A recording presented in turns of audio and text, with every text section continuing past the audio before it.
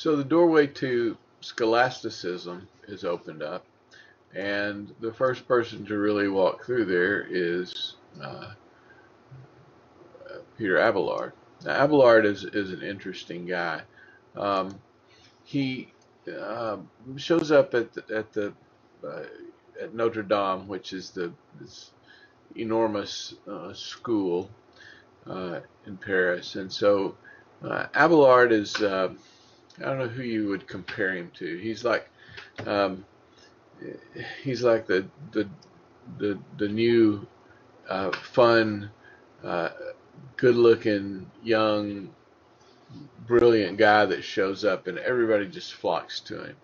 Um, you have all these guys teaching at Notre Dame, like Anselm, and uh, you know all these old kind of what you might think of as the elder faculty there that have been doing things the same way for years, and they have their students that kind of follow them and listen to them, and then Abelard shows up, and Abelard is a little bit of a renegade, and he really pushes. He's really the guy that kind of opens the door to scholastic thinking, which is important here because it kind of opens the door for Thomas Aquinas to step into the picture in terms of how the church thinks. And of course, Notre Dame is a religious institution. It's not government. It's the church, and it's a teaching facility. So people come from all over to learn at the feet of these great masters at Notre Dame. And Abelard shows up, and Abelard just begins to draw major crowds every time he speaks. And the classrooms of the old guys just begin to kind of dwindle down, and Abelard becomes this person who just has hundreds and hundreds of people who want to hear every word that he says because he's so brilliant and charismatic. Um, we see here too, with Abelard and scholasticism showing up, we see this shift, as I mentioned before, from Socrates and Plato to Aristotle, because what's going to happen is we begin to kind of ditch the notions of Plato and grasp the notions of Aristotle a little bit more clearly, and then the church begins to work those things into uh, uh, its theology, which is going to come from Thomas Aquinas. So Abelard, here's a few things about Abelard. I mentioned shift to Aristotle. Second thing, this idea of sic et non. What that means is literally something like when we might say this and that, or whatever, something like that. It means back and forth. It means it means that we learn, we teach by talking back and forth, by the teacher saying something and a student saying something back, and then another student chiming in, and then a teacher interjecting something else, and that, of course, made Abelard even more popular because these people, they learn, wow, we don't just sit and listen and write down the things that these old guys say. We actually discuss, we talk back and forth, and we learn some things that way. He introduced the notion that when you did that, you thought and you argued and you discussed and you challenged each other. That was a rational process. That wasn't a faith process so much as it was a rational process, and he believed that's how things work. That's how we came to knowledge of God and everything else. So he develops this kind of dialectic method that kind of goes back to Socrates, but is a little different because it's not question and answer. I mean, it is to a certain extent, but it's also just this thing that's kind of considered to be back and forth, talking back and forth. He excuse me. Because he's young and energetic and different, and he challenges lots of traditions. He kind of says, why do we do things that way? He asks questions. He causes his students to kind of say, yeah, why do we do things that way? We should be different, you know. And of course, when that begins to happen, the old folks don't like him. They're jealous of him, for one thing, because he's got such a committed following. But he's also disrupting their their program a little bit, so they're not too keen on that. Um, he establishes that scholastic or academic approach to learning, so that we learn things in order to become more and more faithful. It's the idea of becoming scholastic. He comes up with there's a debate in the church and in academia at this point between realism and nominalism, and this is coming from the struggle with Plato and Aristotle. And so we have these two groups. One are the realists. Now this is one of those places where this word realism is going to mean something different than it has in other places. Okay, so the realists believe that Plato's categories of forms really exist. They think they're real.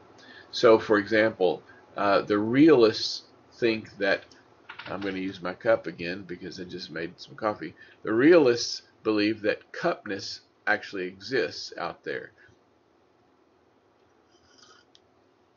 And coffiness. So the realists believe that cupness is a real thing, that the metaphysics are real. Okay? The nominalists say those aren't real, they're just names you gave to something, and just because you can give something a name doesn't mean that it's real. You've just used a word, like cupness, to describe something that doesn't truly exist. So we have this conflict.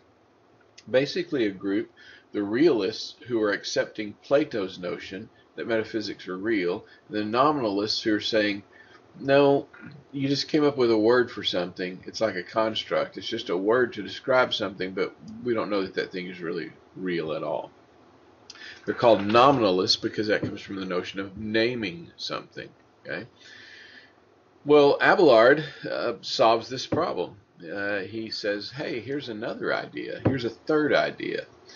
The third idea is conceptualism, which means that Abelard says maybe something in between is true. Maybe those things like cupness or beauty don't really exist, but that all things that are like a cup, things that hold something, things that you can hold in your hand, that all of those things do share some qualities. And when we see those things share some kind of quality, it kind of puts them into a category of thought, or it creates a concept of cup. So he satisfied both sides, and this was part of his brilliance and his attraction for people, was that he says, hey, you know, the realists are kind of right and the nominalists are kind of right. Here's the thing. What exists is not necessarily pure cupness. What exists is this concept of what a cup is like. And people went, oh, that makes so much sense. That works for me. It made people happy.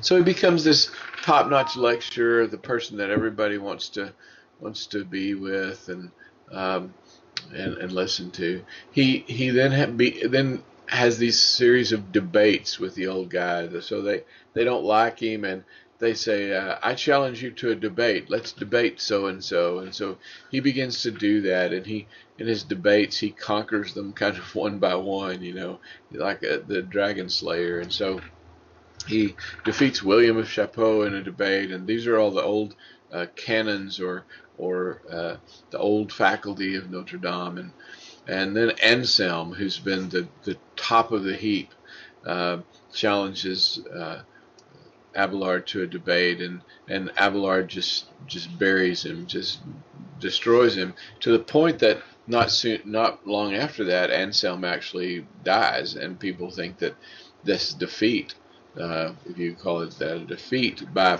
Abelard, just really ultimately kills him, because he just can't stand his loss of status and his kind of public humiliation in front of all of these people. And Abelard, it seems, is not this bad, wicked, evil person who wants to destroy people. He's just got everything going on. And he becomes just the rock star of academia and the church and because of his brilliance and his good looks and all those sorts of things. So Abelard, it's kind of sad, is this pivotal figure that kind of moves us from Plato and Augustine towards scholasticism with Thomas Aquinas and Aristotle, but he's most well known for his relationship with Heloise. You can read about this in your textbook. By the way, I hope you're reading your textbook as you go along. Chapter on the Greeks, chapter on Search for the Good Life after Aristotle, that contains all these people I've been talking about recently. So Abelard is this hotshot teacher, and so everybody wants to study with Abelard. Well, there's a particular guy, and Abelard is in his early 40s. He's, I think, 42, 41 or 42. And one of the guys at Notre Dame comes to him, and his name is Fulbert, and he says, I have this niece, Heloise, and I would like for you to be her tutor. And so Abelard says, well, of course I'll be her tutor. And so this 17-year-old girl begins to take private lessons from Abelard. Well, it doesn't take long for that to develop into this kind of torrid romance. And in your text, Abelard describes it this way. He says, with our lessons as a pretext, we abandoned ourselves entirely to love. We withdrew in private. He says, my hands strayed oftener to her bosoms than to the pages. And he goes on to say that every now and then he would slap her so that they would think that he was teaching her, if anyone should be listening outside, because back then if you got the wrong answers, you got a whack with a stick or something. So he says, occasionally I would whack her with a stick or slap her so that she would make these little cries of pain. But he said mostly that was done to mask our lovemaking. And so he begins this relationship with this 17-year-old girl. It goes on for a while, and it's become the stuff of legend. Movies have been made about Abelard and Heloise. It's an old love story. But what happens is, of course, that over time people kind of catch on to this and they think what's going on in there, and they begin to suspect. And so it becomes clear after a while that Abelard is actually having these lovemaking sessions with Heloise and not really tutoring her in academics. And so the uncle, Fulbert, gets wind of this, and so he sends a group of men to Abelard's house in the middle of the night, and they grab Abelard and they drag him out into the streets. And as your text says, Abelard writes later, he says, one night I slept peacefully in an inner room, and they bribed one of my servants, and they took cruel vengeance on me of such appalling barbarity as to shock the whole world. They cut off the parts of my body whereby I had committed the wrong of which they complained. And then your text says, Abelard became a monk, Heloise became a nun, and their future intercourse was limited to romantic and spicy love letters. That's a nice little bit of humor from your textbook. So their life then takes a big turn. Heloise actually was pregnant, we think, and Abelard is sent to a monastery, and he lives out his life teaching and being a monk in a monastery. Heloise does go to a nunnery and has the baby there and lives out her life as a nun, and they actually do write love letters back and forth to each other until they die. So it's this kind of tragic love story, and a little bit tragically also kind of overshadows Abelard's contribution to history there. But what Abelard does, as we said, is he opens the door with these ideas, the dialectic method, this approach to learning that's purely academic, coming up with brilliant new ideas. He opens the door for Thomas Aquinas and for scholasticism to come along. So Aquinas shows up, you can see there, 1200s. He doesn't live a very long life, from 74 to 25. That's what, 49 years. Um, so Aquinas comes from a noble family in southern Italy. Aquino and the little town Roccasecca is about it's about 45 minutes on a train or something, maybe an hour on a train south of Rome, kind of going toward Pompeii. So if you think about a map of Rome, you've got Milan and Florence up here, and then you go down the Buda a little bit, there's Rome, and then you go down a little bit more, then there's that's where Roccasecca is. His father was the Count of Aquino. He was a and if you know um, his family was kind of well off. They had their own castle. Yeah. Aquinas was, it seems like, a brilliant kid. When he was 5 years old, his family sent him to study at a Benedictine abbey that's not far away called Monte Cassino. He could have been brilliant, or it could have been that his family was just well off and could afford to get him into a monastery. But at 5 years old, they send him to an abbey. They desperately want him to be a Benedictine monk. The Benedictines are kind of the top of the socioeconomic food chain in terms of monks. The Benedictines made liquor, which they still do. They made money. The Benedictines lived a kind of an opulent kind of life. The Benedictines were the ones that would sometimes be kind of at the right hand of a king or a ruler, giving them advice and that sort of thing. They were not poor, homeless monks. They dressed well, they ate well, they lived a kind of a high lifestyle for monks. So they send Aquinas to this Benedictine monastery, hoping that they'll train him and he'll become a Benedictine abbot and be a big shot in the church. Lots of families, of course, in this time period wanted their kids to be a big shot in the church, because, for example, that was really the only place you could become educated, was connected with the church, and there was a lot of power and money if you got into the right place in the right time. So he studies at Monte Cassino as a child. When he's a teenager, he goes to the University of Naples. Naples is just a little bit south of Roccasecca, and he studies there. And by the time he's 19, he's done with his education, and he chooses to become a Dominican monk. Now, the Dominicans are kind of at the bottom of the socioeconomic chain in terms of monks. They were beggars. They took vows of chastity and poverty. They wore old, dirty clothes. They farmed and they ate whatever they could grow on the farm.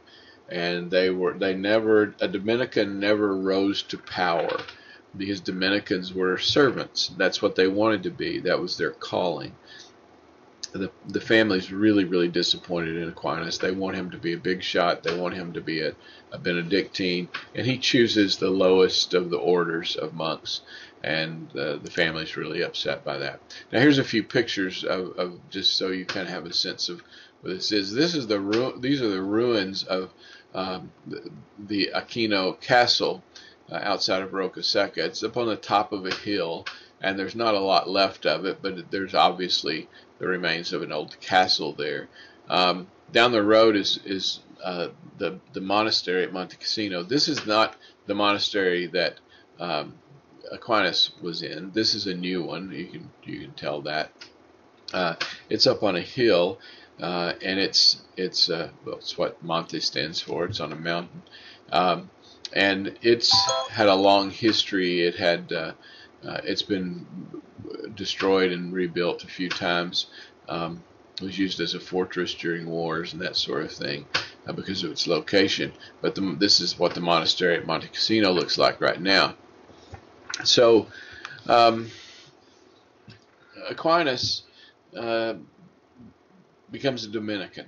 His family's terribly unhappy with that. They think, what a horrible, horrible waste of his talent. And so his brothers kidnap him. The mom and dad send the brothers and say, go get Thomas. and we're going to lock him in a tower and lock him in a room and tell him he can't come out until he changes his mind and decides to become um, give up his Dominican vows and maybe become a Benedictine. So his brothers kidnap him. They lock him in a castle tower, probably this one.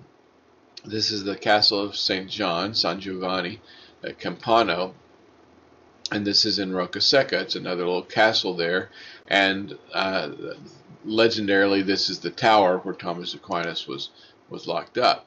Now, his family locks him in this castle tower, and they leave him there, and he says, you can leave me here as long as you want to. I'm not giving up my Dominican vows. I'm committed to them. I'm not going to do anything else. This is who I am. And he really believes that that's his calling.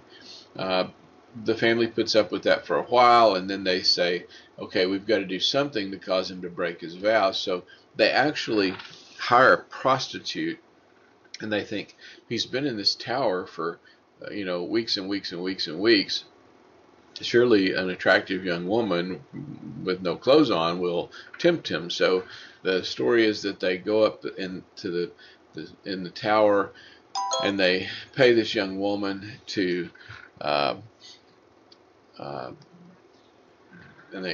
to tempt him. They open the door and they push her in the door, and so here's Aquinas all by himself in this tower with this naked young woman. And Aquinas, legend has it, he grabs he's got a fireplace up there, and he grabs a piece of wood out of the fireplace, or a hot poker out of the fireplace, and he holds it, shields himself from her with this fire, and drives her back out of the room with a blazing piece of wood or hot piece of steel. And so the brothers say, well, we give up. We can't do anything. And finally, the family says, okay, fine, you're going to be a Dominican, and they let him out. And Aquinas says during this time that he receives this gift of chastity and celibacy. He says, I received a girdle of perpetual virginity. That's the way he describes it. That he actually feels like his genitals have been bound in some type of shield to keep him from sexual temptation and arousal. So the family gives up. They let him out of the thing. He goes to Paris. He becomes a Dominican monk. He becomes famous as a teacher. Doesn't ever gain lots of power, but is a brilliant person. And he teaches in all these different places, Paris and Cologne and Rome and Naples. And he's very famous as a teacher for the church. And by the time he's in his late 40s, it seems like he starts to have maybe some strokes. He has these spells that maybe if we were thinking of them now might be like mini strokes or something like that. And before he's 50, he dies. After he starts to get sick, he really kind of gives up and doesn't write anything. He becomes kind of disgusted with everything that he's done. And he says, everything that I've done so far is like straw. It's worthless. I don't know why anyone would spend any time on it. And so he quits writing. But by then, he has produced enormous work. There's the castle again. He's produced what becomes known as the Summa Theologica, which is basically the ultimate theology. It's 21 volumes of work, 21 big books that encompass everything that you can cover theologically, and it becomes the foundation of the Catholic Church's theology.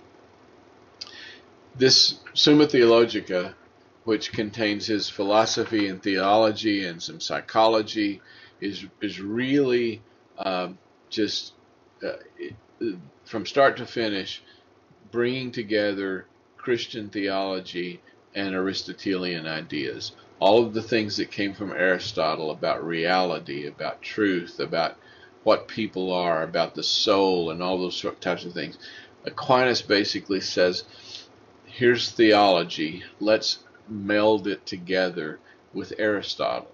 and let's make that make sense. And in the places where Aristotle just won't fit, we'll throw Aristotle out. But we're going to try to make those two things go together.